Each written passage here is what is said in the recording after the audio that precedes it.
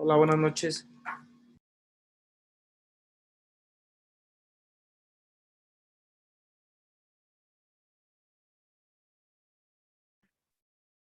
Buenas noches, buenas noches. Hola,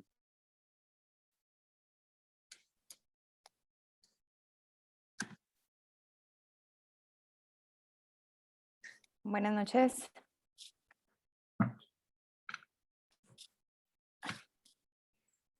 buenas noches, doctora. Buenas noches, doctora.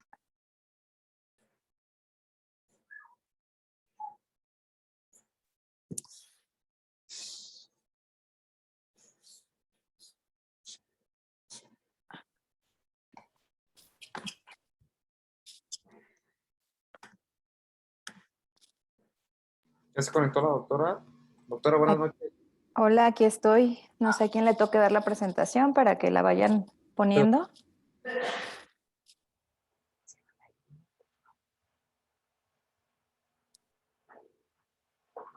Ahí pueden ver mi pantalla.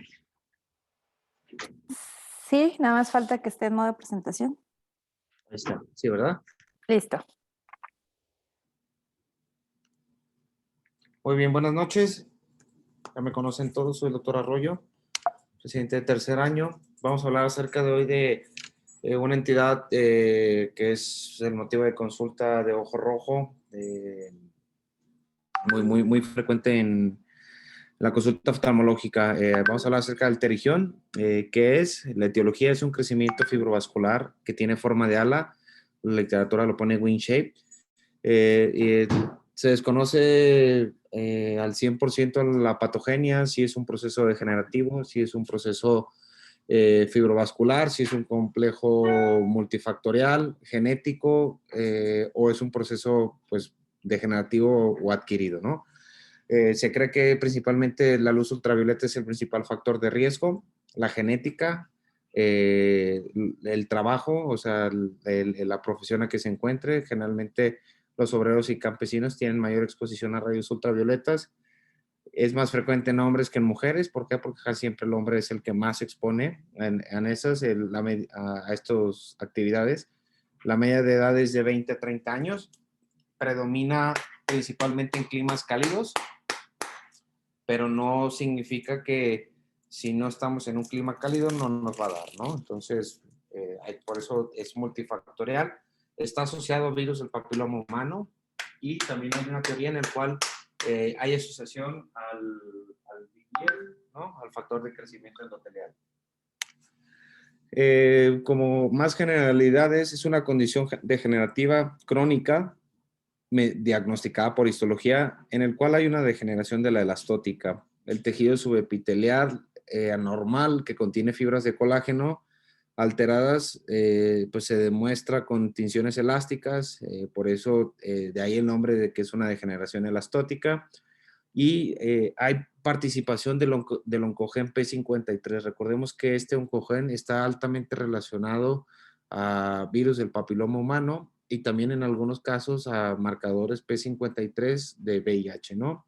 La luz ultravioleta, como les comentaba, es el principal factor de riesgo que induce mutaciones como en la queratosis solar, la enfermedad de Bowen y los carcinomas de piel, ¿no?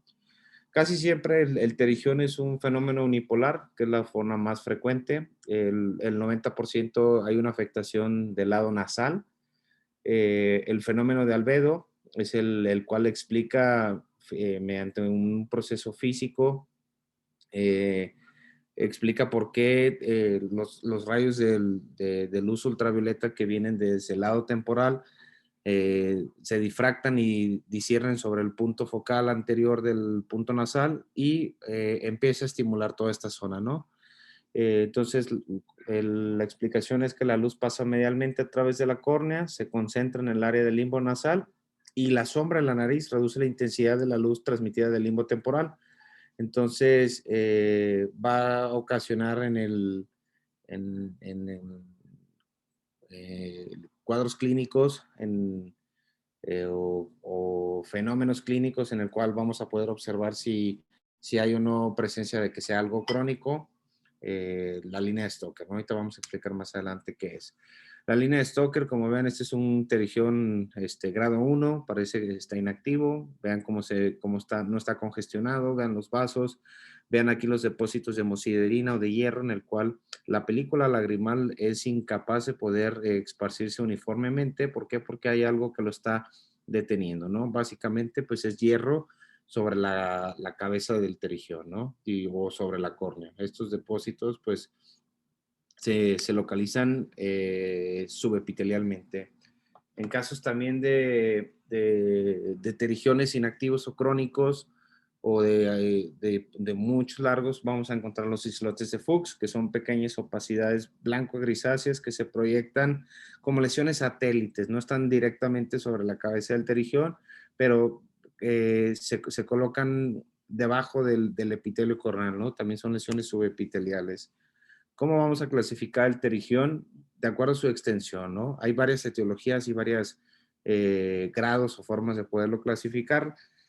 La forma más completa y adecuada es la de la tabla del lado derecho, pero universalmente lo podemos clasificar pues como grado 1, 2, 3 o 4, ¿no? Grado 1, que es, ya lo podemos diferenciar de una pingüécula cuando ya sobrepasa el limbo. Entonces, una vez sobrepasando el limbo, 1 o 2 milímetros, lo podemos considerar grado 1, ¿no?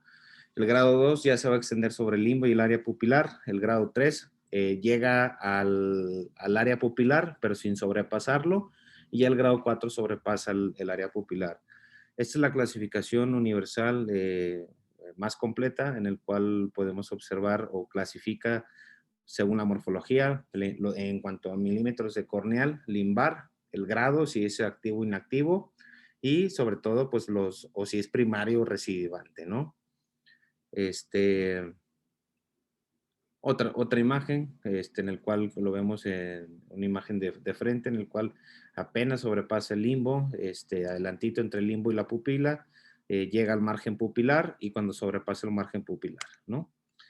La morfología del pterigión va a tener una cabeza, un cuerpo y una cola, la cabeza, el cuello y el cuerpo. Por ejemplo, es un grado 3, está sobre el margen pupilar, está ligeramente nasalizada la imagen, entonces nos da la impresión como que si estuviera sobrepasando el limbo, pero no, sigue siendo grado 3, ¿no? El cuadro clínico de estos casos, dependiendo, ¿no? Si son activos o inactivos, va a ser la sintomatología que va a predominar. Principalmente es irritación, prurito, fotofobia, lagrimeo, sensación de cuerpo extraño, dolor, cefalea, diplopia, etcétera, ¿no? Dependiendo el grado de afectación, si es primario, si es recidivante, si tiene un simbléfaro, etcétera. El tratamiento, pues, dependiendo el grado, el tipo, y sobre todo, pues también las necesidades del paciente. Recordemos que la única indicación quirúrgica del pterigión es que sobrepase el limbo pupilar y que afecte el eje visual, ¿no? Entonces, es una cirugía hasta cierto punto estética o si me está ocasionando un astigmatismo con o contra la regla o etcétera, que tenga ya distorsión del eje visual. Recordemos que afecta a la K1, ¿no? A la más plana. Y, por ejemplo, hay veces que, digamos, tenemos un astigmatismo inducido y el eje más, más curvo está sobre la K1, que es la que debería ser la más plana, y está como a 180, pues corresponde al sitio de entrada del pterigión, ¿no? Entonces ahí es cuando podemos demostrar mediante un autorrefractor que tiene indicación quirúrgica o lo contrario, ¿no? Le puede estar ayudando al paciente, ¿no? El tratamiento pues va a ser sintomático, protección solar, mucho lubricante y podemos dar pulsos de esteroides. Ahorita vamos a hablar un poquito más de eso. Las opciones terapéuticas, anteriormente se hacían algunos procedimientos esclera desnuda.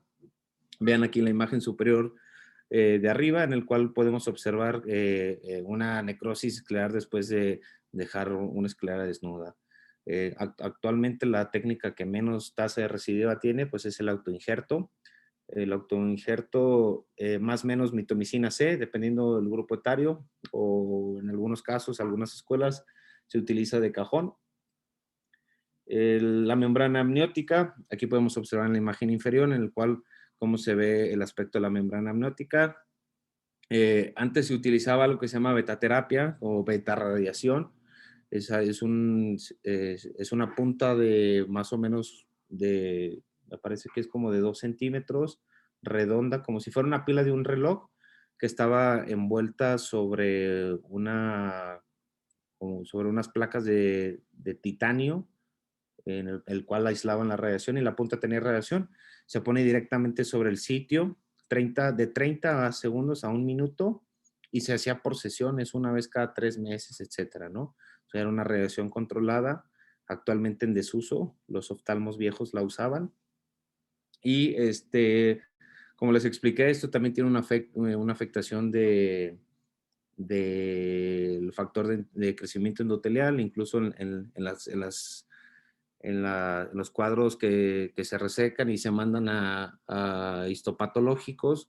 Ahí se puede demostrar que hay altas concentraciones del factor de crecimiento endotelial.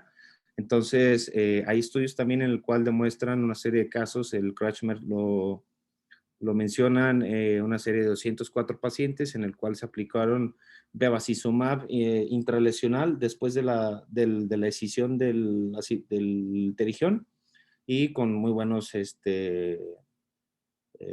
resultados, ¿no? Cosméticos. Se pueden utilizar antimetabolitos como el 5-fluoracilo o la mitomicina C también. Actualmente ahorita en México muy difícil de conseguir por la nueva administración del gobierno, o también se pueden utilizar inmunomoduladores como la ciclosporina. Aquí les pongo unos pasos, la técnica que utilizamos, que es la técnica PERFECT, que significa Perfect Regime Removal Assessment. Y pues básicamente hay muchas variaciones, ¿no? En cuanto a las técnicas, si se delimita, si se marca, si es por arrancamiento, si es por crecen, si el bloqueo se hace paravulvar, si el bloqueo se hace eh, intralesional o sublesional, etcétera, ¿no? Básicamente, al final de cuentas, casi todas las técnicas conllevan a lo mismo, y el principio, pues, es el autoinjerto, ¿no? Es la técnica que menos recidiva tiene. La recidiva es menor al 3% si se realiza un buen autoinjerto, y si sobre todo que estén anclados los puntos, ¿no? Entonces, prácticamente pues es una asepsia, antisepsia, colocación de campos, blefarostato. Nosotros en la escuela del doctor Miguel utilizamos bloqueo paravulvar o subtenoniano, con lidocaína simple o con epinefrina.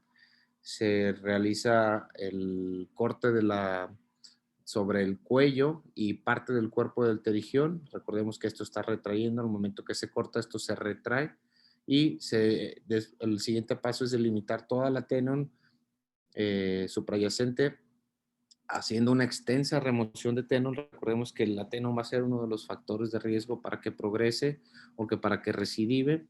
Una vez teniendo se cauterizan los vasos limbares, se hace un pulimiento. Nosotros utilizamos por arrancamiento para disecar el terigión, la cabeza de la córnea, y se procede a pulir con un pulidor la zona afectada. Se pule parte del limbo y posteriormente se delimita.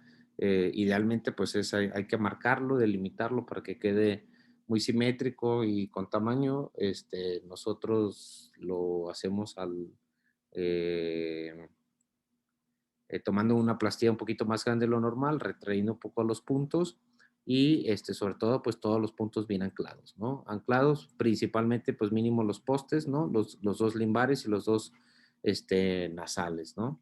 Posteriormente se afronta, se corrobora que no haya dehiscencia, y siempre dejar a 2 milímetros, entre 1.5 y 2 milímetros.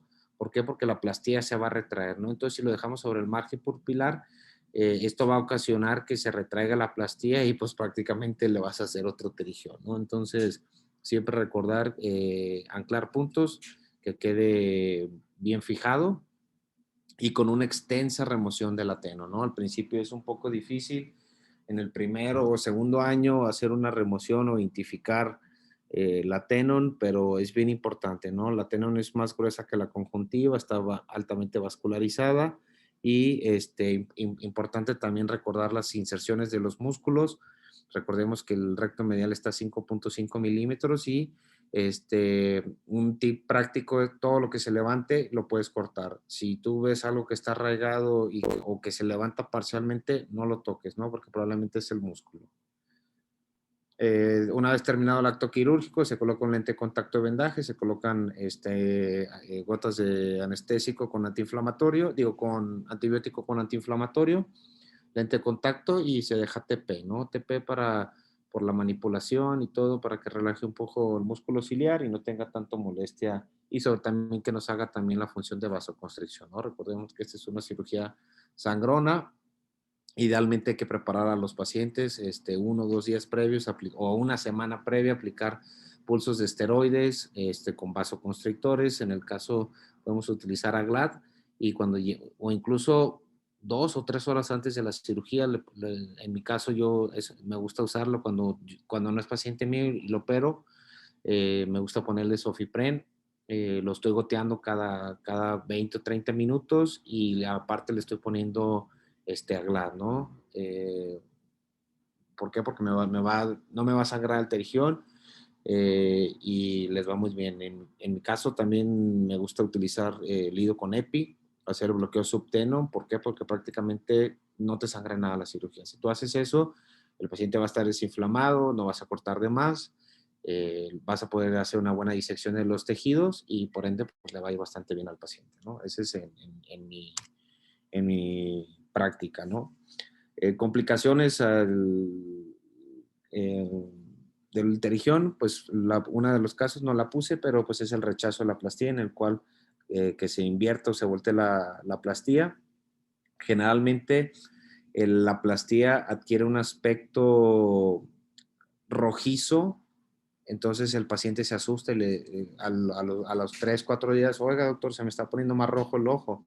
Entonces aquí es cuando hay que decir al paciente, no te preocupes, todo es completamente normal.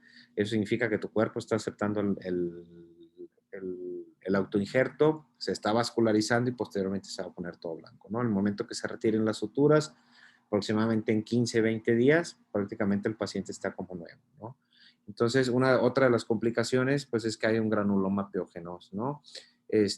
Piógeno es la nomenclatura, pero realmente no tiene una etiología bacteriana, ¿no? Son células inflamatorias en el cual esto se produce mediante traumas quirúrgicos, inflamación, mal colocación del tratamiento. El tratamiento de los granulomas, si ustedes lo ven, puede ser aquí, puede ser en el párpado, puede ser inferior, donde sea, ¿no? Donde haya mucosa se puede dar un granuloma. Tratamiento es esteroide, tratar de reducirlo o reducirlo médicamente o medicamentosamente lo mayor posible. Se pueden añadir beta bloqueadores como timolol y el timolol también les ayuda. Y en caso de que ya no haya mejoría del granuloma, pues la decisión quirúrgica. Aquí les puse unas imágenes clínicas mías de pacientes que he captado durante las diversas campañas que he ido. Veamos es un paciente, es el mismo paciente, ojo derecho y ojo izquierdo, en el que vemos que un paciente tiene un terigión grado 2, 3 casi y un 2, pero bastante importante, ¿no? Mucho compromiso limbal, no tanto, bueno, sí, pero en menor cantidad, pero más que nada vean cómo vienen y vean cómo hace la forma de ala. Este es un terigión bipolar, ¿no? Y bilateral todavía, ¿no? Entonces vean en cómo ya sobrepasa. Este paciente tenía que voltear la cabeza, tenía una visión excéntrica para poder fijar. ¿Por qué? Porque pues, no puede ver a través de esta área. Otro paciente en el cual refirió que le quitaron unas carnosidades hace años y vean la diferencia. Esto no es un terigión, esto es un simbléfaro, ¿no? Es más agresivo, vean que está más grueso comparado con el lado nasal, que este era el virgen en ambos casos. Vean aquí cómo se ve. y vean qué agresivo sale. Incluso pues se ve como la textura y como el epitelio pues cambia, ¿no? Cambia bastante. La morfología es más agresivo, retrae, produce mucho astigmatismo, crece muy rápido. Entonces estos hay que gotearlos, ¿no? Hay que gotearlos 1 o 2 semanas previas al acto quirúrgico para que haga el manejo de Simblófaro. No lo voy a incluir porque no viene en el tema. Y les puse esta otra imagen en la cual es un paciente añoso que acude por cirugía, para valoración de cirugía de catarata, y vean la diferencia. No, creo que no le puedo dar zoom, pero vean, tiene un terigión grado 2, 3, bipolar en ambos ojos, pero vean, tiene aquí su línea de Stoker visible, no sé si alcanzan a ver ahí en la presentación. En los 2 ojos tiene Stoker, no está vascularizado, no está produciendo astigmatismo. Entonces pues realmente vale la pena quitarle esta carnosidad a este paciente. Pues híjole, ¿no? Ya es controvertido y ya es como up to you, ¿no? Ya cada quien. Vean la diferencia de esta imagen a esta, ¿no? Vean que pues prácticamente el paciente ni sabía que tenía una carnosidad, ¿no? Entonces, pues es un tema corto. No sé si usted quiere agregar algo más, doctora. Bueno, la cirugía de terigión, aunque a veces digamos, la consideramos como una técnica relativamente fácil, pues sí debe de realizarse con algo de minuciosidad, porque de eso va a depender el resultado de nuestros pacientes. Y además, no solo es la parte quirúrgica, sino la preparación quirúrgica y el seguimiento. Si no se realiza una cirugía adecuada en los pacientes, podemos llegar a tener como las características de la foto que mostraste. ¿Ese paciente lo captaron y lo operaron ustedes en campaña o no? Ese paciente, doctora, lo capté yo, pero lo íbamos a operar en Guadalajara, no lo íbamos a operar en jornada. Ok. ¿Por qué se los comento? Porque hay veces que en las jornadas pues no es lo ideal hacer este tipo de procedimientos quirúrgicos. Son cirugías que hay que llevarse su tiempo para limitar el riesgo de que recidive, de que dejemos tejido que pudiera llegar a crecer nuevamente, limpiar muy bien la tenon. Tú comentaste que la técnica que hacían es perfecta. Bueno, la técnica perfecta tal cual, la que está referida es incluso tomando músculos. Entonces, en general, no creo que la hagan. Supongo hacen un autoinjerto grande con una resección amplia, pero la técnica tal cual de Perfect implica el hacer una resección muy amplia hasta carúncula prácticamente del terigión, limpiando tenon de 2 a 3 milímetros por dentro del terigión y aparte pelar el músculo con una toma importante del tejido superior. Entonces, generalmente esa es como está referida y como está indicada o como fue referida por quien la desarrolló tal cual. Ujú. Aquí la tengo, doctora, de los artículos y de algunos libros quirúrgicos. Ujú. Ahí Eh, está tomado el músculo, entonces por eso te comento. Tal cual, la técnica perfecta es referir músculo, hacer una resección muy amplia. sí, o sea, básicamente pues es quitar lo más que se pueda de tenon. Quitar lo más que se pueda, pero pelando músculo. O sea, vaya, el autoinjerto es autoinjerto. Sí lo puedes hacer muy grande, pero precisamente la importancia de hacer esta técnica es quitar toda la tenon, incluso la que se encuentra adherida al músculo. Entonces, esta técnica sí te puede llevar, si es un terigión primario, hacerla te puede llevar 1 hora, hora y media. Si es un terigión ya recidivante, puede llegarte a llevar 2 horas o 2 horas y media, porque es una técnica bastante minuciosa. Y en terigiones recidivantes, pues es algo difícil a veces el estar separando ya la fibrosis que se genera. Entonces sí puede llegar a ser una técnica bastante digamos, tardada hasta cierto Y punto. no, incluso en mi experiencia, el primer terigión que operé era un terigión recidivante, no era un simple farón, entonces me llevé como 2 horas y media o 3, entonces es muy difícil, ¿no? Al principio diferenciar, ¿no? Incluso el músculo o si es parte del adeno, ya cuando tienes un poco más de experiencia, cambu, cuando tienes un poco más de experiencia, ya aprendes a identificar que está adherido o está muy marcadamente adherido cuando son recidivantes y que dices, pues en este caso creo que no es mejor, o sea, no es tan, hey, cambu, no es mejor, disculpen, no es tan bueno pues también manipular tanto el músculo, ¿no? Porque corres el riesgo de pues, tener una desinserción o lastimar o dejar un estrabismo. Pues sí, si no lo saben referir, no lo tienen como considerado, sí puede ser bastante riesgo para alguien que lo hace, pues no de manera habitual, pero pues que se los dejan porque están re feos, pues ya pudiera ser no más fácil, pero sí un poquito con más cuidado de la parte anatómica y de la parte de fibrosis. Entonces, básicamente, nomás para complementar la importancia de la inserción de los músculos, ¿no? Eso es como algo como muy clave, ¿no? Saberlo, la espiral de Tilox, a qué distancia están tanto el recto medial como lateral. Y todo lo que se levante se puede cortar. Si no se levanta, no lo corten. Y bueno, aunque sí, ya la betoterapia está en desuso prácticamente, sí todavía en algunos lados pudieran llegar a realizarse. Te lo comento porque pues hay pacientes que te llegan, aunque dijiste de los oftalmólogos viejos, pues todavía, digo, yo no lo mando, a mí no me gusta, pero sí hay Bueno, oftalmólogos. mi abuelo lo usaba, doctora, mi abuelo, paz descanse, usaba y daba mucha betaterapia y tenía muy poca o muy baja tasa incluso yo he aplicado betaterapia, ¿no?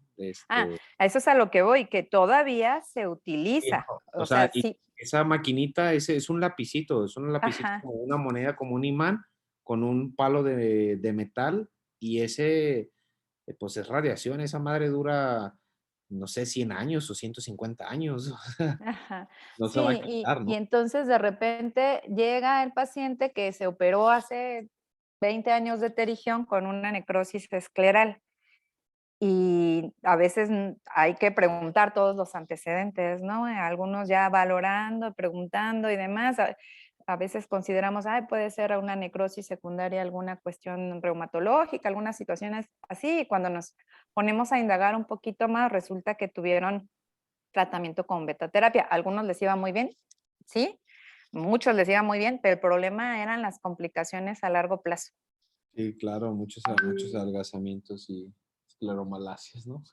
Así es. Entonces, lo mejor es hacer un terigión bien desde el principio, es lo ideal. Bien me refiero a hacer un injerto grande, claro, un autoinjerto no implica hacer en todos los casos perfecto, tal cual de tomar el músculo y limpiar, no, pueden tomar un autoinjerto grande quitando el terigión y quitando el ateno de 2 a 3 milímetros. Una manera en que la pueden identificar es inyectando debajo de la conjuntiva. La tenon se ve como más rosada y no se le ven como vasos. Se levanta, se ve como más rugosa. Entonces se alcanza a identificar. Puede ser con lidocaína, infiltran por debajo de la conjuntiva o incluso con agua. Incluso si están irrigando nada más, la tenon tiene como hacer esa imagen como rugosita, rosadita. Entonces esa es una manera de identificar la tenon. No sé si Doctora, ¿tu tenga. experiencia con el apneus, con la membrana amniótica? Solo lo dejo para aquellos pacientes en los cuales no tengo conjuntiva o que por alguna causa la tengo que mantener. ¿Por qué? Porque también hay más riesgo de,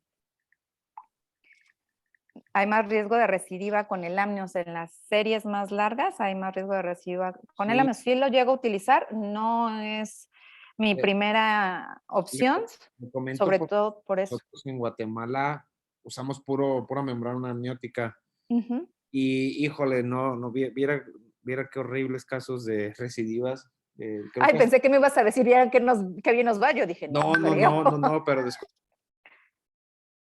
lo sigo no, sí hemos, Se cortó tantito. Ahí no, ¿y qué alcanzaste a decir? no, no, que desconozco por qué el doctor Gutiérrez lo sigue aplicando, ¿no?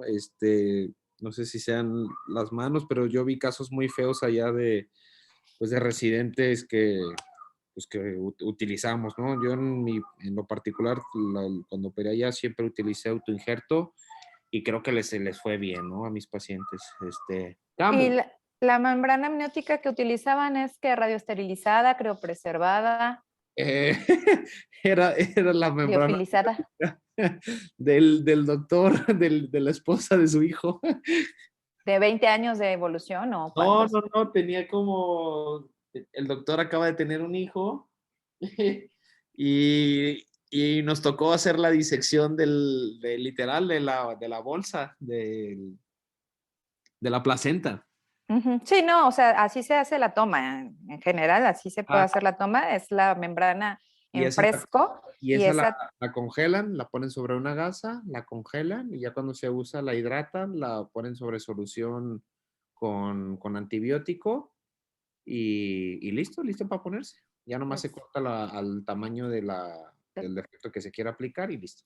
ok, sí, bueno, no sé si en ese caso, no sé a qué, cuánto la congelen, porque cuando hay técnicas de criopreservación también. ¿Cuál es la ventaja de utilizar membrana amniótica fresca o en este caso criopreservada, si es que así la manejan? Es que tiene más agentes antiinflamatorios. Entonces, sí, es más fácil de manejar también que la liofilizada o que la radioesterilizada.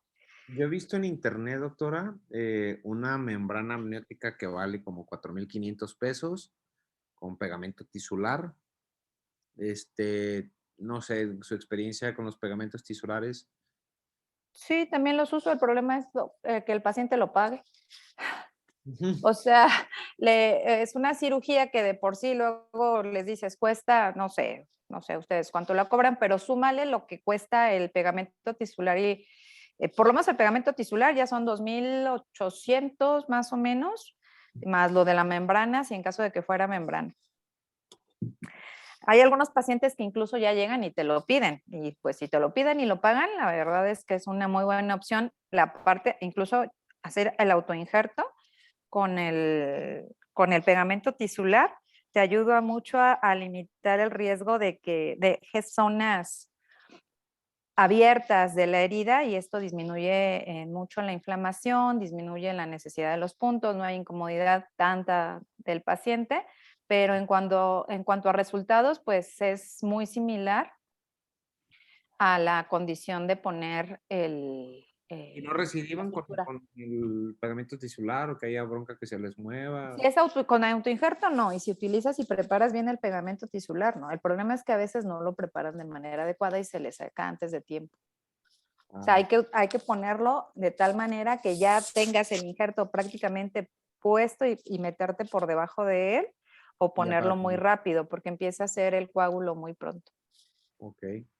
Entonces, sí, sí es una buena técnica, pero pues los pacientes a veces quieren quedar bien, pero no gastar. Entonces, Oiga, doctora, otra duda, el uso para, ¿cómo se llama?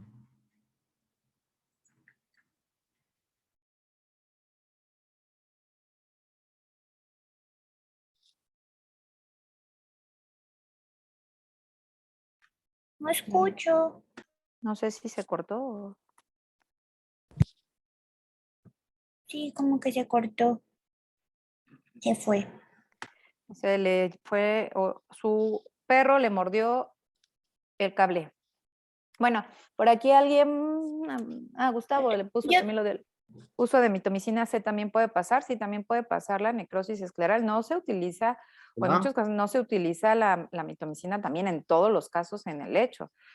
Sobre todo se deja para aquellos casos recidivantes o pterigiones muy carnosos que tienen alto riesgo de recidiva y hacer un lavado exhaustivo de la mitomicina posterior a su uso. Se me cortó, ¿me escuchan? Sí, Le quería preguntar, pacientes jóvenes, para que quede como que, ¿cuánto tiempo y a qué concentración usa la mitomicina C? Pacientes entre 18 a 25 años. mira, ¿a qué se dedican? ¿Qué hacen? Porque igual, o sea, son pacientes que a veces si están no tan feos, mejor esperarte un poco Lo a manejan que, con esteroides, ajá, manejo esteroides, se desinflame, le pones incluso a veces dexametasona, el para doctor, que se enfríe lo más que se pueda.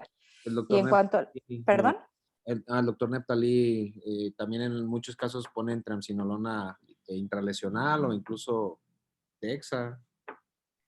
sí, exacto. O sea, eso nos ayuda a disminuir la inflamación y demás, pero darle también tiempo a que se desinflame. Luego los pacientes resulta que son albañiles y todavía no terminan o blancheros o lo que sea que requieran o que tengan que andar en el sol y todavía no les terminan ni de quitar los puntos y ya están trabajando, pues claro que esos te van a recidivar. Entonces, no es solo tu planteamiento quirúrgico de cuánto tiempo le vas a poner la mitomicina, qué concentración y uno acá romperse la cabeza haciendo todo eso, sino que además el paciente entienda la necesidad de los cuidados. Si puedo diferir, o sea, si, claro, el paciente que enseñaste, pues ya está muy mal, ¿verdad? Ese pues ya hay que operarlo, pero si es un paciente que todavía no está tan involucrado el eje visual y que está con algo, con inflamación más o menos como la que pusiste y es un paciente que te puede seguir las indicaciones, pues primero dejarle tratamiento antes de considerar la cirugía.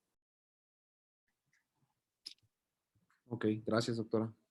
Pero la concentración La máxima concentración es del el punto 0,2 al punto 0,4%, pues, dependiendo de cómo vea las condiciones del ojito, lo puedo dejar de más o menos 1 a 2 minutos, dependiendo también de cómo ¿Lava con vea. 30 cc?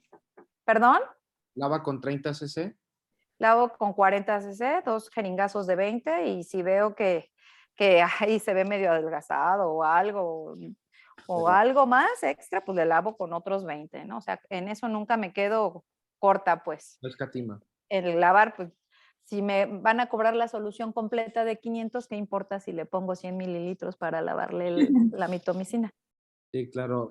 Pasa con nosotros mucho en las campañas que no, o el enfermero o el que te está asistiendo solamente te da una jeringa o 2 de 10, ¿no? O sea, yo siempre les digo que pues no, la solución es la misma, el paciente ya la pagó, entonces pues laven con 30 mínimo, ¿no? Sí, hay que lavar, te digo, yo por lo menos 2 jeringazos de 20, si puedo más, pues a veces más. No sé si alguien quiere agregar algo más. Yo tengo una pregunta, doctora. Yo- ¿Qué manejo le da usted de antibiótico y antiinflamatorio por cuánto tiempo postquirúrgico al paciente? Puedo utilizar de antibiótico, no tengo mayor problema si dejo a veces cipro, tobramicina o no tengo una predilección tal cual al respecto, pero siempre uso el esteroide aparte. ¿Para qué? Para poder manejarlo de acuerdo al grado de inflamación que vaya valorando. De primera instancia, espero que epitelice. Esa primera semana lo dejo cada 4 horas. Si veo que epitelizó y está muy inflamado, puedo aumentar en ese momento el esteroide a cada 2 horas. Si no está muy inflamado, lo dejo otra vez cada 4 horas por otros 7 días y después me voy a cada 8 horas por otros, a veces hasta 15 días, dependiendo de cómo haya estado el cuadro previo del terigión. Me puedo quedar con cada 12 otro mes y después una vez al día hasta completar 3 a 6 meses. Va a depender mucho de cómo esté el paciente y cómo lo voy valorando. Incluso si veo datos de recidiva temprana, valoro inyectar el esteroide, ya sea dexametasona o en algunos casos incluso 5-FU. ¿Tiene experiencia con la ciclosporina? Sí, también uso ciclosporina. Generalmente en todos los pacientes que opero de terigión recidivantes les dejo ciclosporina cada 8 horas. ¿Cuánto tiempo? ¿Cuánto Por tiempo? lo menos 6 meses. A 6 meses, cada 8, o lo va disminuyendo cada 8, cada 12, cada 24. No, la ciclosporina la dejo igual. La ciclosporina no.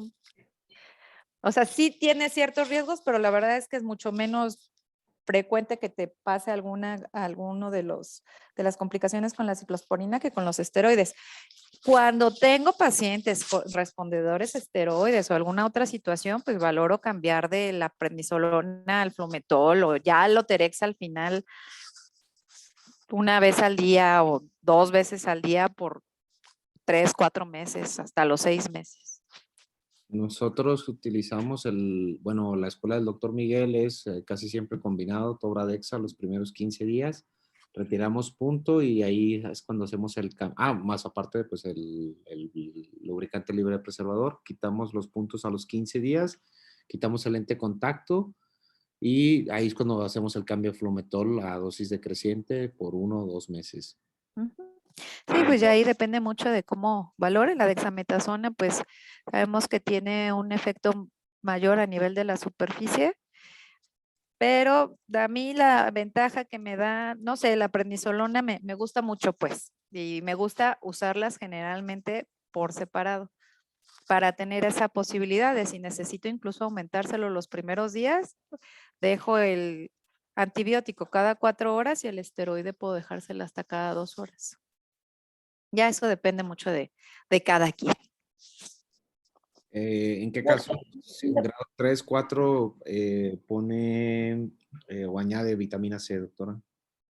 Perdón, no te escuché. ¿En qué casos o a sus pacientes les da vitamina C? En caso de pterigiones grado 3, grado 4. No, la verdad es que no, en pterigiones no dejo vitaminas. Ok, perfecto. Gracias, doctora.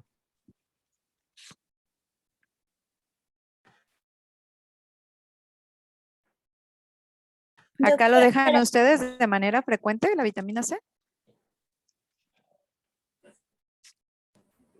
Hola. hola.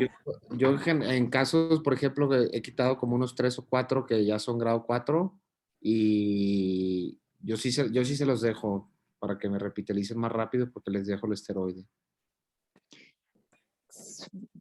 En general, prefiero vigilar cómo se comporta la primera semana. La mayoría de los pacientes en la primera semana ya están epitelizados y no tengo problema en que posteriormente les inicie el esteroide a más altas dosis. A menos de que tuviese un retraso en la epitelización, pues incluso valoro si es necesario suspender el esteroide, pero en general a la semana ya están epitelizados los pacientes. Doctora, Independientemente del grado, claro, a menos de que, no sé, tenga alguna otra condición el paciente, ojo seco, alguna otra situación que pudiera influir, pero no, en general no la utilizo. doctora, ¿la ciclosporina la inicia a los 15 días o hay algún protocolo de cuándo iniciarla? Hablando del postquirúrgico. Generalmente la inicio al día siguiente si la consigue el paciente. Ah, ok, bien.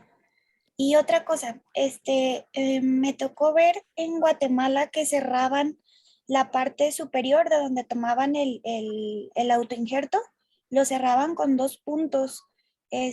No le veo el por qué hacen eso, considerando que pues el párpado superior pues va a cubrir la zona del defecto, ¿no? No sé en qué nos serviría eso o por Sí qué lo lo hacen hacen. a veces para disminuir la incomodidad y para disminuir el riesgo, en teoría, de que te formen también granulomas en la parte superior o alguna otra cosa, pero si le veraste bien tu injerto y se quedó una capita de tenon bonita cubriendo la parte superior de donde tomaste pues tu injerto, no, tampoco veo mucho la necesidad, vaya. Si te Ok. quedara esclera desnuda, aún quedando esclera desnuda, como es una zona que está cubierta, el riesgo de que te haga alguna alteración como una necrosis o algo es bajo, pero en general pues siempre dejas la tenon superior, a menos de que esté muy atrófica. Entonces, pues siempre va a haber algo que cubra ahí y va a terminar por epitelizar esa conjuntiva. Yo en lo particular no pongo esos puntos. O sea, sí he visto la técnica, no los pongo, no se me hace necesario. Ok, bien, gracias.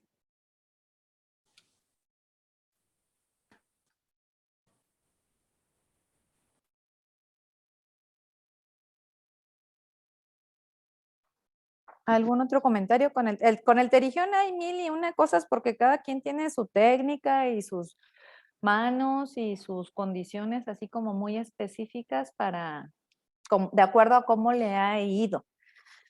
Pero la técnica básica y con la que menos riesgo de recidiva se ha visto es la técnica con autoinjerto, y ya ahí las variantes de qué tanto hacer una resección más amplia o demás, pues dependerá de cómo se encuentre el terigión en cuanto a la carnosidad, o sea, lo carnoso, vaya, tal cual del terigión, y también en cuanto a si es recidivante o no. Ya si hay simbléfano o no, pues también hay que considerar el poner puntos de anclaje para disminuir el riesgo de que se vuelva a formar, o incluso poner conformadores anulares para poder mantener el fondo de saco, pero pues eso ya es más de acuerdo a qué tanto simbléfano o qué tanta alteración tenga a nivel de los fondos de saco. Usted, doctora, una última pregunta. ¿Ancla todos los puntos o solamente los postes? Generalmente nada más anclo los postes. De vez en cuando, si por algo está muy móvil o hice un injerto demasiado grande, llego a anclar algún otro, pero también pongo un punto anclado de conjuntiva, esclera conjuntiva paralelo al limbo. ¿Sobre el sitio donante? Sobre el sitio donante. ¿Con qué finalidad? Para que no se me retraiga el injerto y me quede fijo en esa zona. Ok, o sea, serían los 4 postes y uno sobre el limbo, ¿no? O sea, ahí serían 3, ¿no? No, sobre el limbo. Ah, bueno, sí, uno sobre el limbo, pero un poquito más atrás del limbo. Sí, siempre dejándolo a 1 o 2 milímetros, ¿no? Yo dejo el injerto al borde del limbo, pero pongo ese punto. Y tomas células. Y yo tomo células límbicas. Hay quien no toma, no se va tan cerca, pero realmente ya yéndote cerca a la conjuntiva, de acuerdo a la parte anatómica, perdón, ya yéndote cercano al limbo, de acuerdo a la parte anatómica, con que estés cerquita del limbo ya llevas algo de células límbicas. O sea, no hago tal cual una queratectomía en esa zona, pero sí corto muy cercano, entonces sí me llevo células límbicas. Ok, doctora, gracias. Y ese punto que te comento ayuda a que no se me mueva el injerto. ¿Y lente de contacto a todos? Sí, por confort, para que nos ayude a epitelizar, no es así como que... ¿Y ungüento usa o ha usado? Sí, utilizo ungüento, pero generalmente ese se los dejo más por las noches, terminando la cirugía y por las noches. Ok. Ahí sí, los ungüentos como Tobradex o Sofixin DX o algo. Y en la noche, pues para que también esté la cuestión de que se desinflame por el mismo medicamento y que no se esté aplicando las gotas, ¿verdad?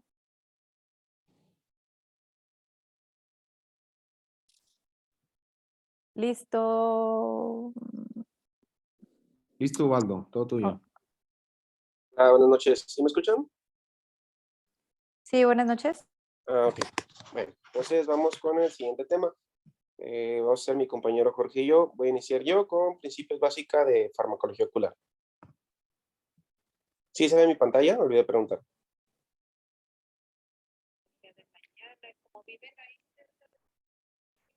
¿Todo bien? Ok, gracias. Bueno, entonces una pequeña introducción.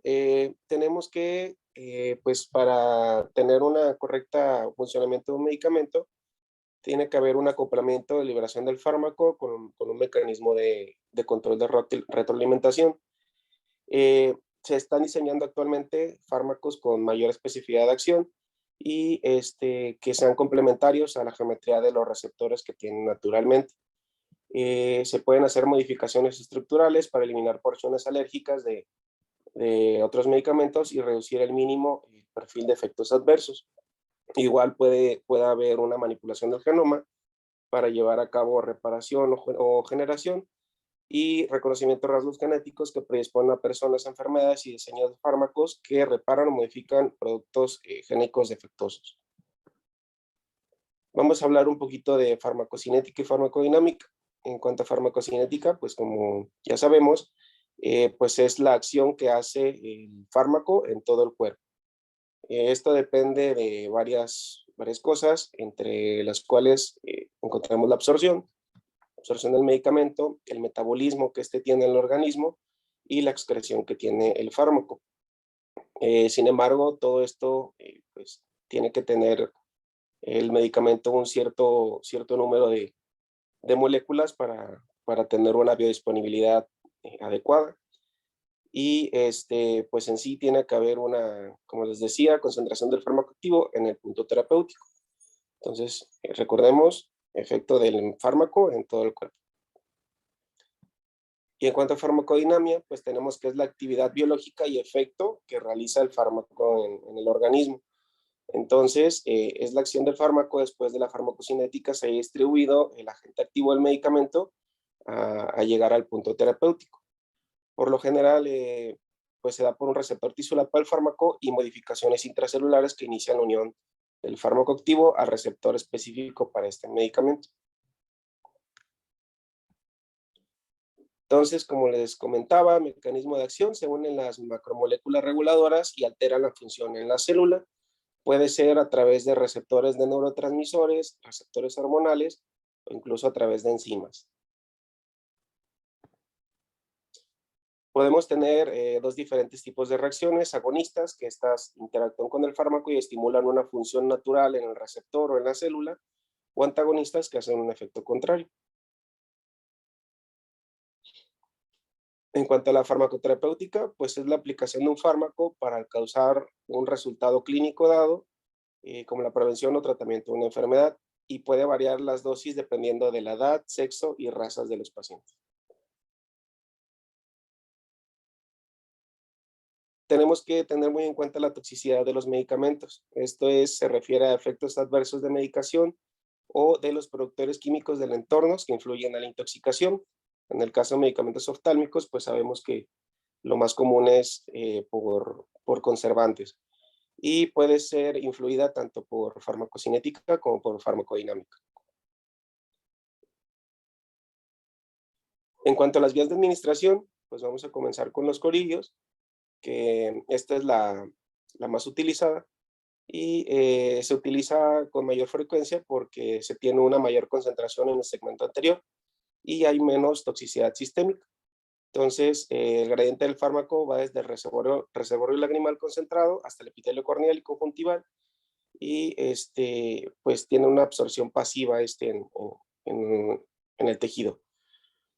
Entonces, tenemos que tener en cuenta que la cantidad administrada se absorbe lentamente y solo se absorbe alrededor del 50% del medicamento que se coloca inicialmente. Permanece 4 minutos después de la instilación, el 50%, y 17% permanece después de los 10 minutos.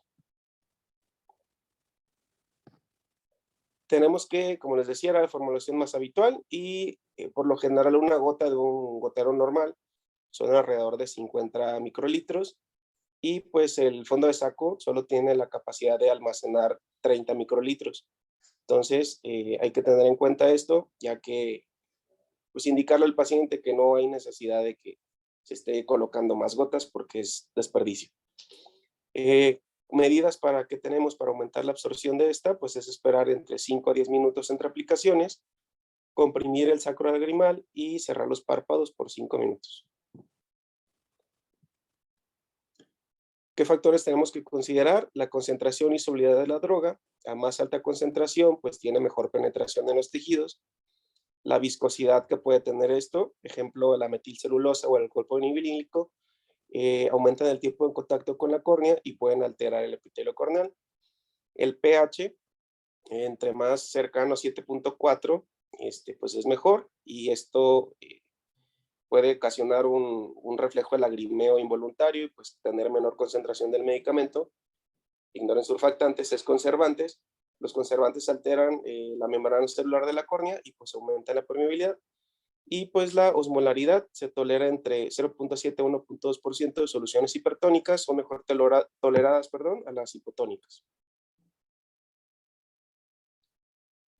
Entonces, los factores que determinan la cantidad del fármaco que puede penetrar son la concentración, solubilidad, el vehículo, la administración, la viscosidad, liposolubilidad, el pH, es lo que les acabo de decir ahorita, su forma iónica, estérica y el tamaño de la molécula, así como la estructura química y conformación y los vehículos a través de los cuales se administre el medicamento.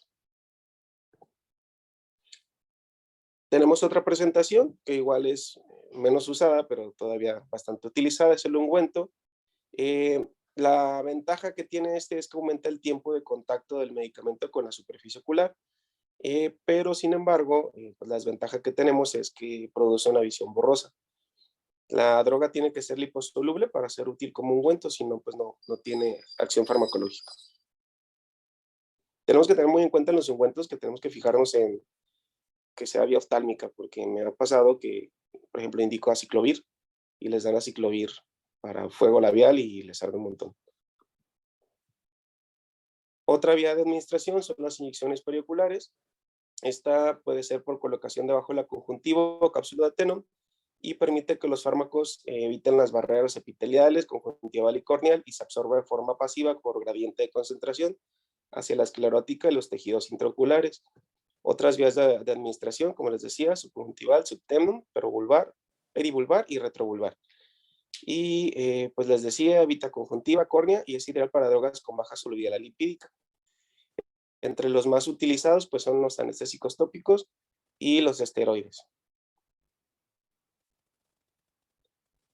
Otra vía de administración es la inyección intraocular, la intracamelar o intravítea. Los ejemplos más comunes que utilizamos pues son los antibióticos en cirugía de catarata, también en caso de una endoftalmitis, esteroides o los anti-VEGF para degeneraciones maculares, retinopatías diabéticas. Los implantes de liberación prolongada, pues estos lo que hacen es a través de un implante que se pone de forma intraocular, liberan droga a cantidades muy pequeñas de forma sostenida. El ejemplo pues más conocido es los Urodex, la dexametasona, y pues en sí nada más es lo en cuanto a vía de administración. No sé si tengan alguna duda.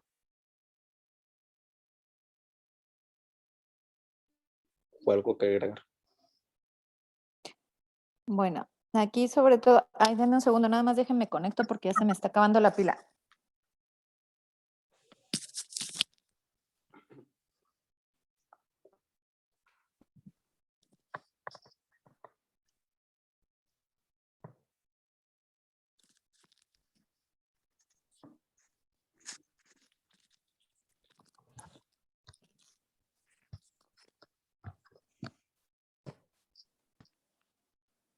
Listo. Lo que les iba a comentar sobre todo al respecto es la importancia de que nosotros le comentemos al paciente, una, la correcta aplicación de los medicamentos y dos, porque hay veces que tenemos que utilizar medicamentos de manera muy constante, sobre todo cuando tenemos, por ejemplo, procesos infecciosos a nivel de la superficie ocular, como serían las úlceras. La concentración que se mantiene a nivel del ojito tiene que ver mucho y está relacionado con el tiempo de exposición de ese medicamento a nivel de la superficie.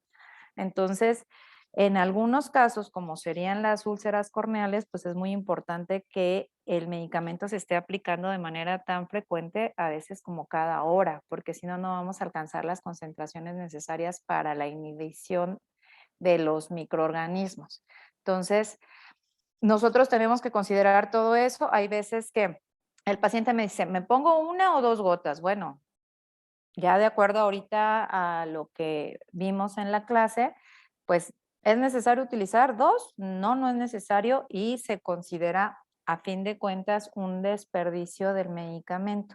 Y son medicamentos caros, los medicamentos oftálmicos. Entonces, el poder decirle al paciente, ¿sabe qué es? Solamente 1 gota, ya sabemos por qué, es si voy a mejorar la absorción, si quiero mejorar la absorción, en algunos casos puedo tapar el punto lagrimal, esa es otra situación. Si a veces necesito utilizar medicamentos que en la noche no es tan necesario que se despierte el paciente, pero que los necesito para ayudar a mantener más tiempo su absorción, como serían los ungüentos, pues también hacerles esa explicación. Pero hay veces que incluso hay que utilizar medicamentos día y noche, como sería el caso de las úlceras.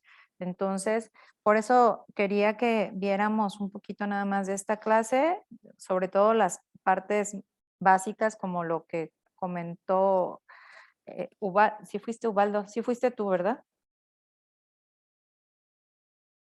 Sí, doctora. Como lo que comentó Ubaldo, sobre todo para tener esa posibilidad de explicarle de manera adecuada a los pacientes cuál sería la aplicación de los medicamentos. Y bueno, también saber que hay un proceso por el cual también utilizamos los medicamentos perioculares, como serían los transeptales en un momento dado, los subconjuntivales, y que también nos pueden ayudar en algunos casos de procesos ya sea inflamatorios o también de procesos infecciosos, como para mejorar la absorción y la distribución de algunos medicamentos. Entonces, no sé si con respecto a este tema todavía tengan algún comentario extra.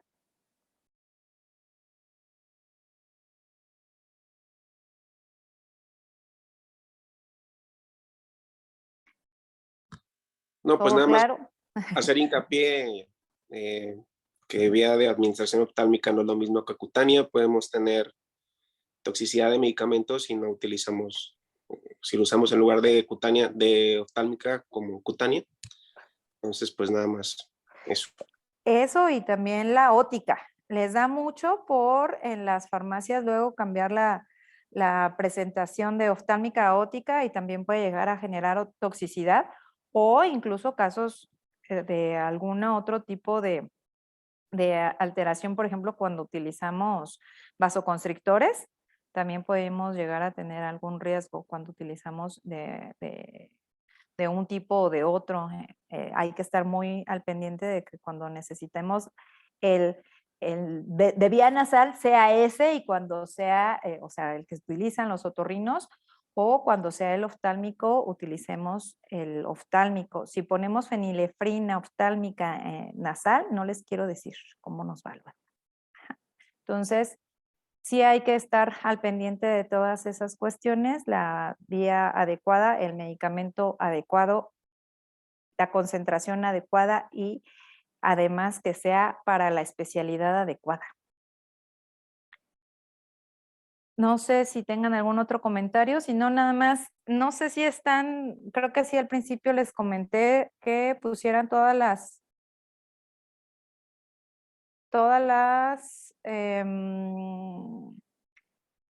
presentaciones. Ahorita me acordé antes de que se me olvide para continuar con esto. Faltas tú, ¿verdad, Jorge?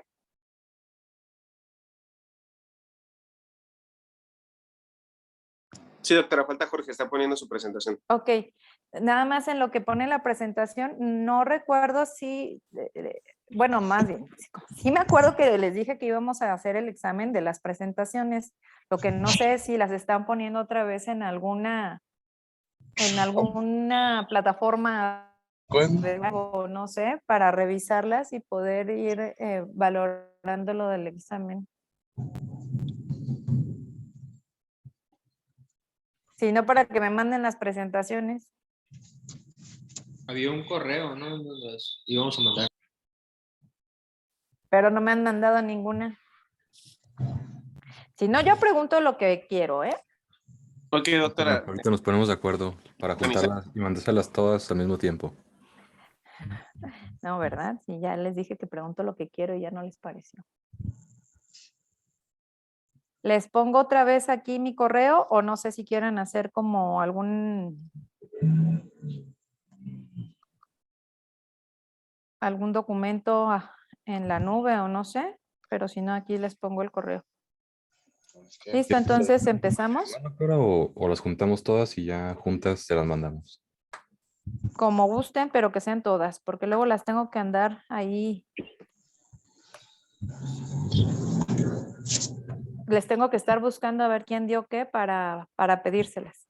Muy bien, doctora. Gracias.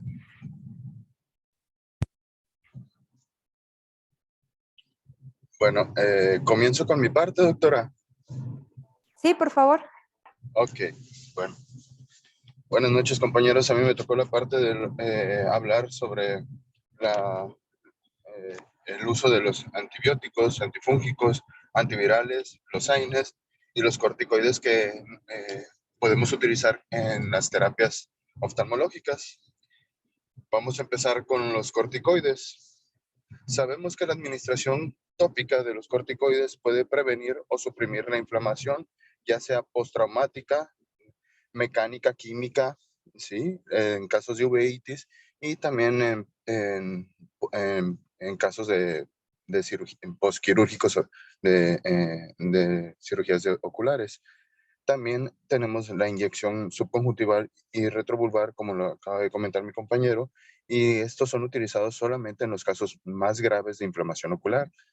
Además, también tenemos la vía de administración sistémica, que este es útil en enfermedades que son inmunitarias, y esto puede ser ejemplo de lo que es la arteritis de células gigantes, los hemangiomas capilares, hemangiomas capilares infantiles e inflamaciones oculares graves resistentes a tratamientos tópicos. Un glucocorticoide que se utiliza en casos de neuritis óptica desmielinizante y de neuropatía óptica traumática es la administración de metilprednisolona vía IV. ¿Sí? En la siguiente diapositiva tenemos los diferentes corticoides y las presentaciones en cuanto a nombres comerciales y las concentraciones de estos. ¿Sí? Generalmente los que más utilizamos es el acetato de prednisolona, el acetato de fluoroprometalona y el tabulato de luteprednol, que son algunos de los que más llegamos a utilizar. También está el fosfato sódico de prednisolona.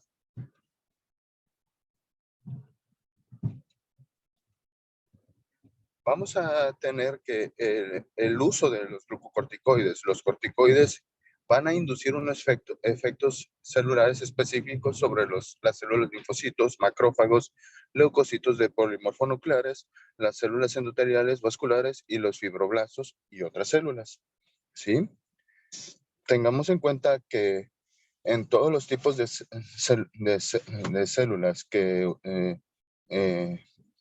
van a tener efecto los glucocorticoides deben atravesar la membrana celular, unirse a receptores solubles del citosol, permitir la translocación del complejo del receptor glucocorticoide a sitios de la unión nucleares para la transcripción genética, e inducir o suprimir la transcripción del ARNM específico. A nivel tisular, vamos a prevenir y suprimir la hiperemia local, la congestión vascular, el edema, el dolor de la respuesta inflamatoria inicial, además de que también puede haber la supresión de la respuesta inflamatoria tardía, de proliferación capilar, proliferación de fibroblastos, depósitos de colágeno y la cicatrización. A nivel bioquímico, pues tenemos la inhibición de la liberación del ácido araquidónico, y a partir de los fosfolípidos también tendríamos una supresión de la liberación de enzimas líticas como son las lisosomas. Los efectos de los corticoides impiden que los macrófagos sean atraídos a los puntos de inflamación por la interferencia con la respuesta de los macrófagos al factor inhibidor de la migración liberadora de los linfocitos. Los glucocorticoides administrados por vía sistémica también producen un secuestro de linfocitos, en especial de los linfocitos T, que son los mediadores de la inmunidad celular. Efectos adversos. Algunos de los efectos adversos que tenemos por el uso de corticoides pueden llegar a tener complicaciones como es el glaucoma, las cataratas subcapsulares posteriores, el empeoramiento de infecciones bacterianas y víricas por supresión de los mecanismos inmunitarios protectores, la tosis, la midriasis, adelgazamiento estromal y atrofia de la piel palpebral. Otros de los efectos adversos que podemos encontrar a nivel sistémico es la supresión del eje hipófisis suprarrenal, la gluconeogénesis derivada de la hiperglucemia, debilidad muscular y osteoporosis, la redistribución de la grasa desde la periferia hasta el tronco, los efectos sobre el sistema nervioso central como la euforia, el insomnio, la necrosis aséptica de la cadera, las úlceras pépticas, diabetes y ocasionalmente también la psicosis. En la siguiente diapositiva les estoy poniendo de acuerdo al tipo de padecimiento de la enfermedad que podría presentar el paciente, el tipo de vía de administración que podremos utilizar en cuanto al corticoide.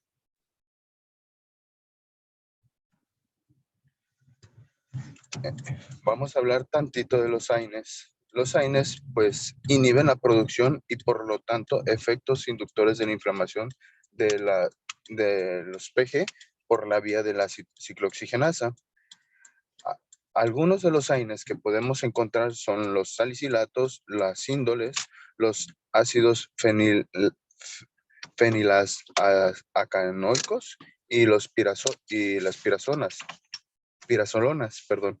Los salicilatos, pues el ácido acetilsalicílico, el ácido etofenámico, el ácido flufenámico, el meclofenmato, el ácido mefámico y el ácido tolfenámico. Las índoles, la indometacina, el sulindaco y la tolmetina. Los ácidos fenilalcanoicos, es el diclofenaco, el fenoprofeno, flurbiprofeno, ibuprofeno, ketopofeno, ketorolaco, naproxeno, ¿sí? El piroxicam y su sutoprofeno, ¿sí? Las piracinamidas es el oxifenbutasona y fenilbutasona. Esta diapositiva es contar de mostrarles tanto vía de administración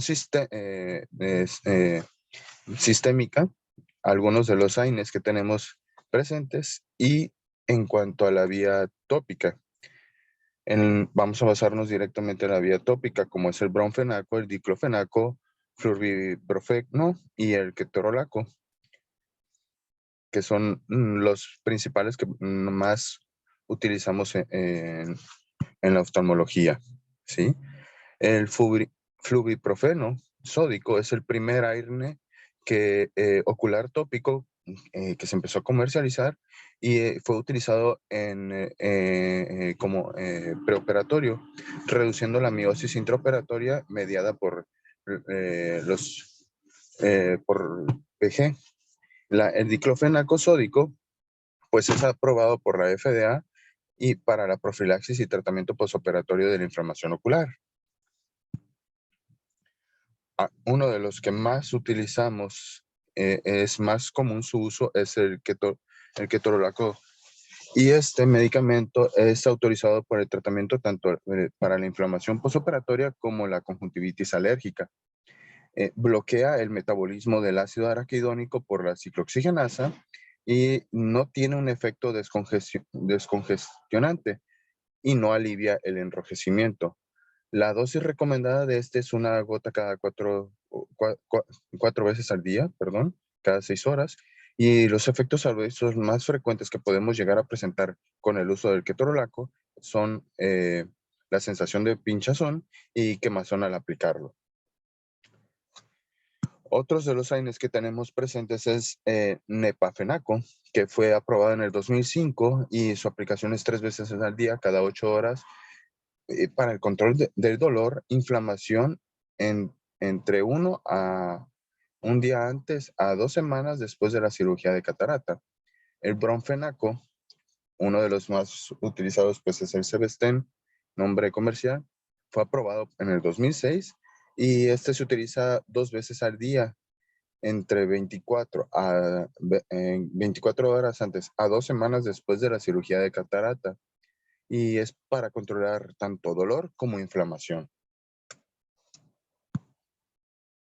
Los AINES son útiles por sus propiedades analgésicas tópicas después de abrasiones corneales y posquirúrgicas del segmento anterior, ya sea en casos de cirugía refractiva.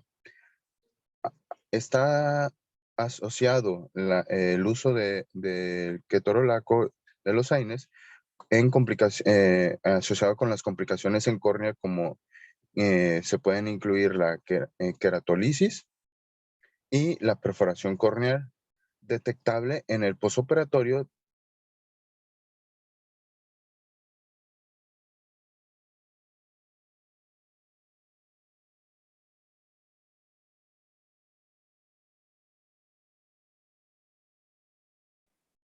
Se nos fue la señal. Ah, ¿Lo escuchan? Pensé que No. solo era yo. no se escucha.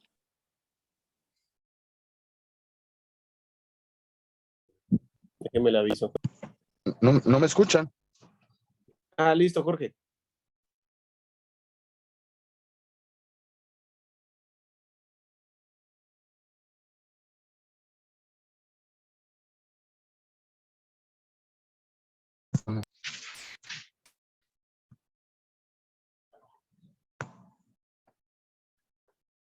¿Me escuchan? Disculpen. Bueno. Sí, ya. Sí, te escuchas. Sí, te escuchamos. Muchas gracias. Ok. Hablando sobre algunos de los antibióticos que llegamos a utilizar, pues les dejo una pequeña tabla de algunos antibióticos combinados con corticoides, como es el acetato de prednisolona y sulfato de gentamicina, la sulfadiazina sulfacetamida sódica combinada con la prednisolona, la dexametasona combinada con la neomicina y el sulfato de polimixina B, la hexametasona con la tobramicina, el etabolato de leoteprednol con tobramicina, la prednisona con sulfacitamida y los demás de acuerdo tanto en nombre de comercial, nombre de su presentación y las preparaciones y concentraciones disponibles para su uso. Perdón. Aquí está la diapositiva en la cual les muestro los antibióticos en combinación con los glucocorticoides. Para empezar con los antibióticos, empezaríamos con la fluoroquinolona, que son más utilizados es la ofloxacino, levofloxacino, la ciprofloxacino, moxifloxacino y gatifloxacino, que estos son antimicrobianos de amplio espectro, muy eficaces, con actividad potente frente a patógenos oculares de gram positivos y gram negativos, ¿sí? Algunos antibióticos que también llegamos a poder tener en existencia para el uso por infecciones, por vía sistémica, y tanto tópico, subconjuntival e intravenoso, poniéndoles en cada uno el tipo de medicamento, la dosis utilizada tópica, la dosis subconjuntival, la dosis intravítrea y intravenosa. ¿Sí?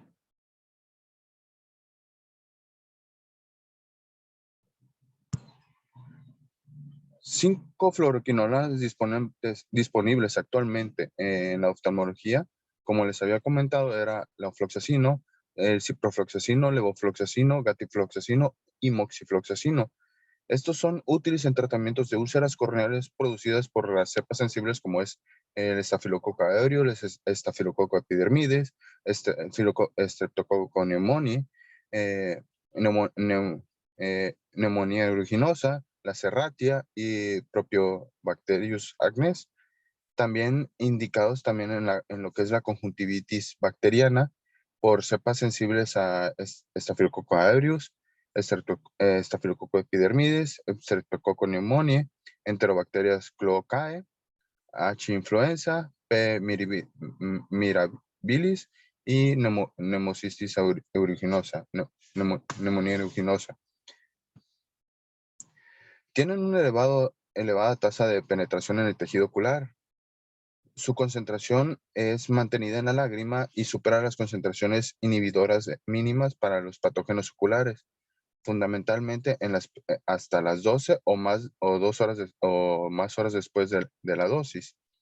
La reacción adversa más frecuente presentada en por el uso de estos medicamentos es la sensación de quemazón, molestias oculares transitorias, enrojecimiento, prurito, conjuntivitis, queratitis química, edema periocular, facial, sensación de cuerpo extraño, fotofobia, visión borrosa, lagrimeo, ojo seco y dolor ocular. Se ha visto que la ciprofloxacino produce depósitos corneales cristalinos blancos que desaparecen después de la interrupción del uso del medicamento, ¿sí?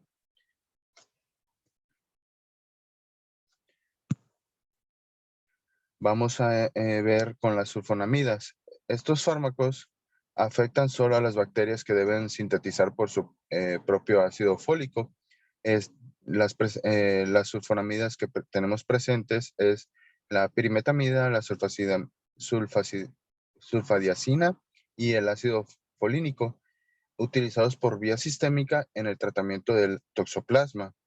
La clamidia precisa un ciclo de 3 semanas en el tratamiento sistémico con las sulfonamidas. La sulfonamida en solución oftálmica y en pomada penetra bien la córnea, aunque puede sensibilizar al paciente a las sulfonamidas. Los gérmenes que pueden llegar a estar más sensibles es el Streptococcus pneumoniae, la difteria, la influenza, el actinomyces y el Chlamydia trachomatis. La irritación local, el prurito y edema periorbitarios y los pinchazos son transitorios y son algunos de los efectos adversos presentes en el uso de este tipo de medicamentos. Hay una reacción de sensibilidad. En casos de de reacciones por sensibilidad grave, se puede presentar la necrosis epidérmica tóxica y en el síndrome de Stevens-Johnson. Pasando por las tetraciclinas, son fármacos producidos por el género Streptomyces. Además, son fármacos producidos de forma semisintética, las tetraciclinas, doxiciclinas y minociclina, entrando a las bacterias por el transporte activo a través de la membrana citoplasmática, provocando una inhibición de la síntesis proteica unidas a la subunidad ribosómica 30S. La doxiciclina es la tetraciclina que utilizamos más frecuentemente en enfermedades oftálmicas. Son antibióticos bacteriostáticos de amplio espectro, activos contra muchas bacterias gram positivas y gram negativas, y también contra Rickettsia y Mycoplasma pneumoniae y clamidia.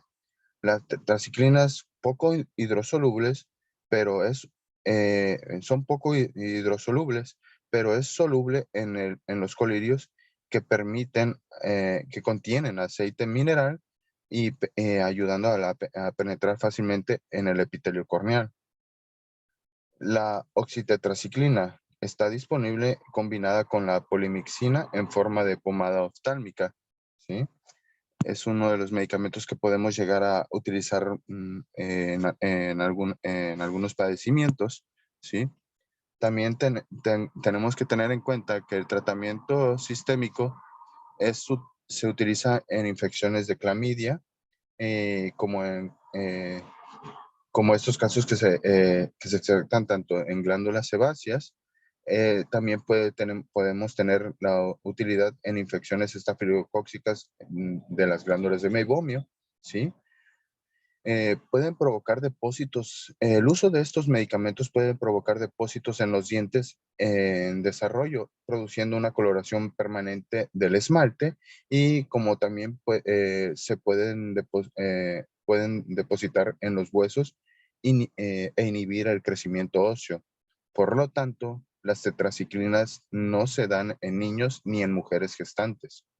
También producen fotosensibilidad, por lo cual al estar con este tipo de medicamentos como tratamiento, se debe evitar la exposición prolongada a la luz solar. El cloranfenicol, eficaz frente a la mayoría de las cepas de Haemophilus influenza, Neisseria meningitidis y Neisseria gonorrhoeae, así como todas las bacterias anaerobias, tienen alguna actividad frente a Streptococcus pneumoniae, Streptococcus aureus, la Klebsiella pneumoniae, Enterobacterius serratia y P. mirabilis, neumonía aeruginosa. Es un antibiótico bacteriostático de amplio espectro y este inhibe la síntesis proteica bacteriana uniéndose de forma reversible a la subunidad ribosomal 50S. Atraviesa el epitelio corneal durante el tratamiento tópico y atraviesa fácilmente también la barrera hematoculares. Su utilización escasa porque se ha implicado en producción de la anemia plástica, idiosincrasia y potencialmente mortal, ¿sí? Aminoglucósidos. Vamos a tener algunos aminoglucósidos como es la gentamicina, la tobramicina y la micacina. Estos llegan a, su transporte es a través de la membrana celular hacia el interior de las bacterias, uniéndose a la subunidad ribosomal 30S y 50S, interfiriendo en el inicio de la síntesis proteica, ¿sí? Tiene una actividad antibacteriana, como los bacilos aerobios, gram negativos, como es en el caso de neumonía mirabilis, neumonía aeruginosa, la Klebsiella, las enterobacterias y serratias. La gentamicina y la tobramicina también son también activos en gram positivos como el Staphylococcus aureus y el Streptococcus aureus y el Streptococcus epidermidis, perdón. Los aminoglucósidos no se absorben bien por vía oral, pero se administran sistémicamente por la vía intramuscular e intravenosa. No atraviesan la barrera hematocular, aunque se pueden utilizar de forma de encolidios y pomadas o inyecciones perioculares, ¿sí? Otro de los medicamentos que tenemos al alcance como antibiótico es la neomicina, y estos pueden producir epitelopatías punteadas y pueden retrasar la repitelización en casos de abrasiones. Todos los aminoglucósidos pueden producir disfunción vestibular y auditiva y nefrotoxicidad. Esto es de acuerdo a la dosis y administración y vía de administración, ¿sí? Su utilización debe estar limitada en infecciones graves y se debe monitorizar la concentración plasmática del fármaco y el nitrógeno ureico plasmático para evitar una sobredosificación. El sulfato de polimixina B. Este medicamento es sensible con las bacterias gram negativas, como es la enterobacteria, el Enterobacter, la Klebsiella, neumonía aeruginosa, y la sensibilidad bacteriana se relaciona con el contenido de los fosfolípidos de la membrana celular y puede producir resistencia en cuanto a la pared celular, impidiendo el acceso a la membrana celular del patógeno. La hipersensibilidad tópica es un fenómeno poco frecuente al uso de este medicamento. Vamos a hablar de algunos antifúngicos que tenemos presentes. Los que llegamos a utilizar más frecuentemente o vamos a tener es la anfotericina B y la natamicina, ¿sí? También podremos tener el ketoconazol y el fluconazol. Vaya, aquí vamos a tener en cuenta que en México no vamos a tener muchas presentaciones, por eso hay que hacer las fórmulas magistrales. Y vamos a hablar sobre estos medicamentos. Los antifúngicos derivados de los poliénicos reciben su nombre de una secuencia de un componente de 4 a 7 dobles enlaces conjugados. Esa región lipofílica les permite unirse a los esteroles de la membrana celular de los hongos que son susceptibles y una interacción que produce un daño de la membrana y salida de nutrientes esenciales, ¿sí? Otros antifúngicos que tenemos es la flucitocina y los imidazoles, ¿sí?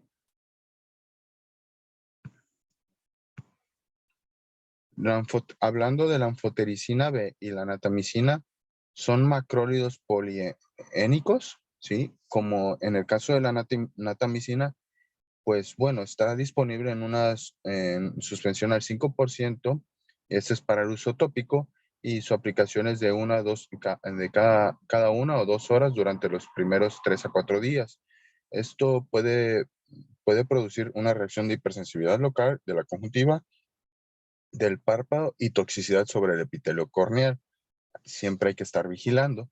La anfotericina B se puede hacer una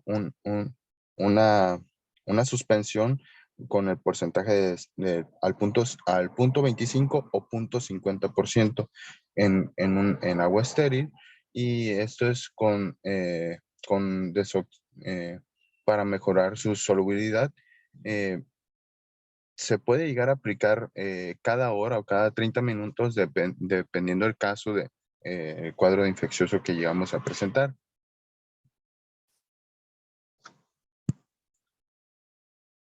En el caso de lo que son los imidazoles y los triazoles, sus derivados aumentan la permeabilidad de la membrana celular fúngica e interrumpen el sistema enzimáticos unidos de la unión de la membrana. El miconazol está disponible en una solución al 1% y puede también inyectarse vía subconjuntival en una dosis de 5 miligramos en 0.5 mililitros, y esto es 1 a 2 veces al día, siendo esto para su administración tópica. El ketoconazol atraviesa la barrera hematoencefálica y también probablemente lo que es la barrera hematocular. Pueden llegar a conseguirse concentraciones terapéuticas en el ojo, y es como es un antifúngico de amplio espectro, es menos tóxico, con menos toxicidad sistémica, y pues también vamos a todavía encontrar el itraconazol, que ha sustituido en gran medida por mayor sensibilidad al ketoconazol. El ketoconazol lo podemos llegar a tener en presentaciones comprimidas de 200 miligramos para el tratamiento de la vía oral, y si no llegamos a tener también el medicamento vía tópica, también podemos hacerlo con con fórmulas magistrales, haciendo diluciones. Algunos de los antivíricos que llegamos a tener para los tratamientos se los plasmo en esta diapositiva para poder tener tanto el nombre comercial, el nombre genérico las concentraciones que podemos encontrarlo y pues bueno, la posología de acuerdo a cómo podemos llegar a tener su uso por vía oral y por vía tópica, ¿sí?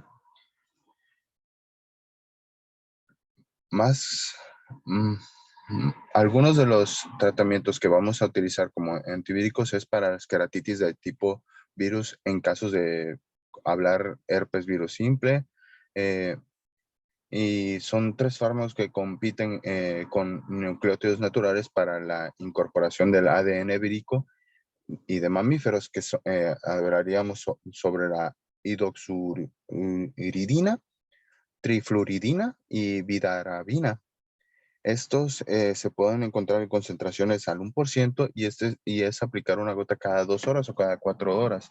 Es más soluble que otros fármacos y se puede utilizar en formas de colirio, consiguiendo la penetración adecuada en córneas enfermas por casos de herpes, ¿sí?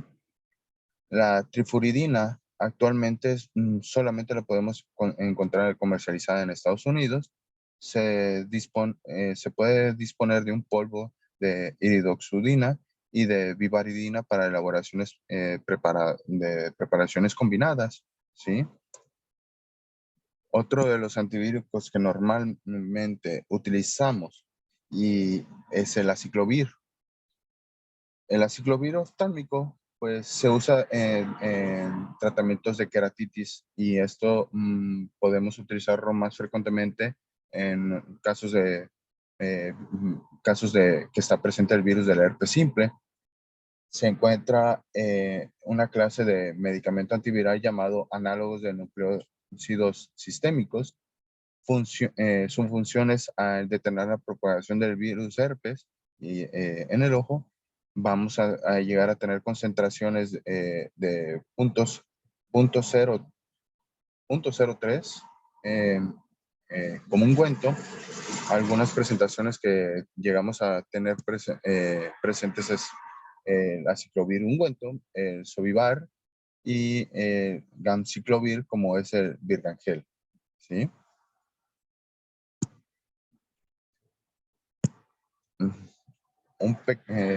Y esta sería mi presentación. Disculpen por lo rápido. La verdad, no, no, no alcancé a hacer un poquito más extensa una presentación más agradable con muchas imágenes.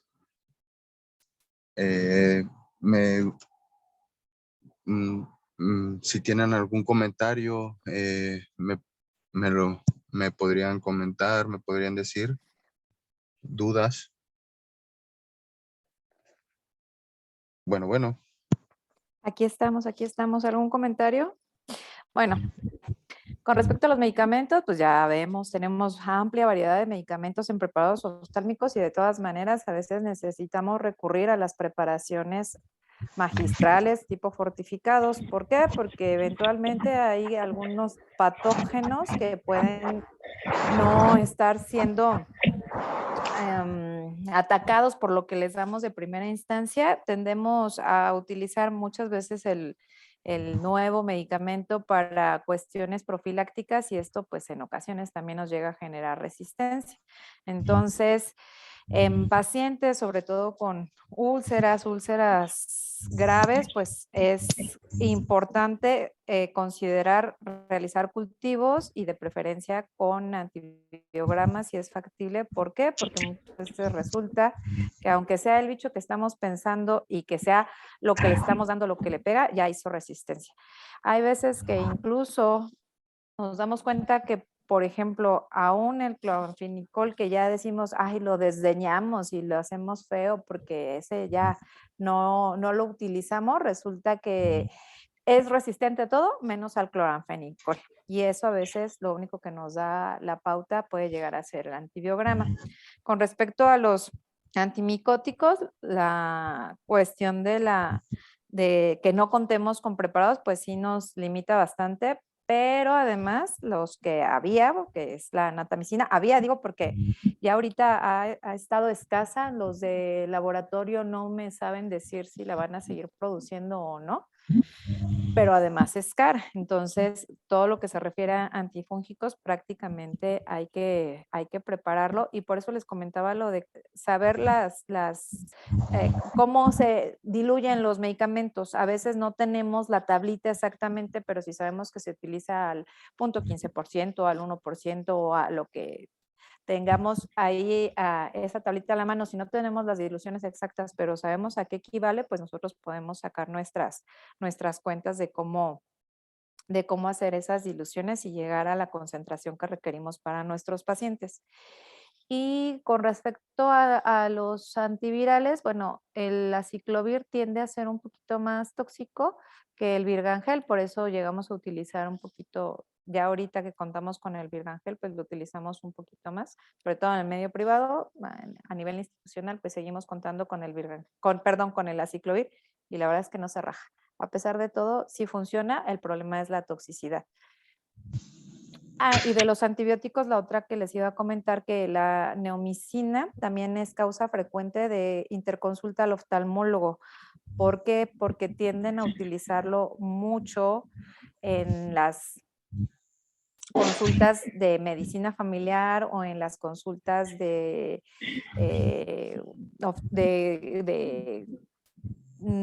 farmacias, y muchos pacientes generan una toxicidad a la neomicina. Como no hay un preparado que venga, bueno, solo, por ejemplo, la polimixina es mejor, pero como siempre viene, la mayoría de las veces viene junto con la neomicina, viene combinado, pues sí llegan a causar reacciones alérgicas, conjuntivitis foliculares, sobre todo.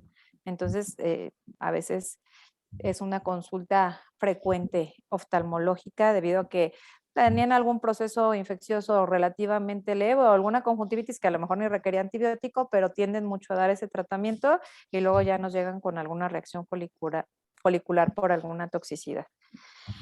No sé si tengan algún otro comentario. Les recomiendo, pues sobre todo porque luego ahí andan. Pero eso lo vamos a ver en traumas. Es que quería comentarles algo de los traumas aunado con lo de los antibióticos, pero eso lo vemos en la clase, otra clase que está pendiente. Bueno, si no hay ningún otro comentario,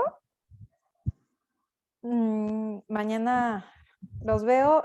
Mañana veríamos lo de heridas corneales, cierre de heridas corneoesclerales, colgajos conjuntivales y lo de indicaciones de trasplante. Nada más tengo pendiente de ver a qué hora sería la conexión. Tengo una cirugía y si todo sale bien en quirófano, pues a las 7:30 ya estaré libre, pero ustedes saben que a veces hay algunos atrasos por ahí. Entonces, si llegara a haber algún atraso, pues les aviso para conectarnos un poquito más tarde. Yo sé que es su viernes, pero pues ni modo. La siguiente semana no nos vamos a poder conectar, entonces por eso quiero adelantar esa parte, ¿sí? Si no hay ningún otro comentario, pues nos vemos mañana. Muy bien, doctora, muchas gracias. Gracias, Gracias, doctora. doctora. Buenas noches. Muchas gracias, doctora. Buenas noches, doctora. Gracias, doctora.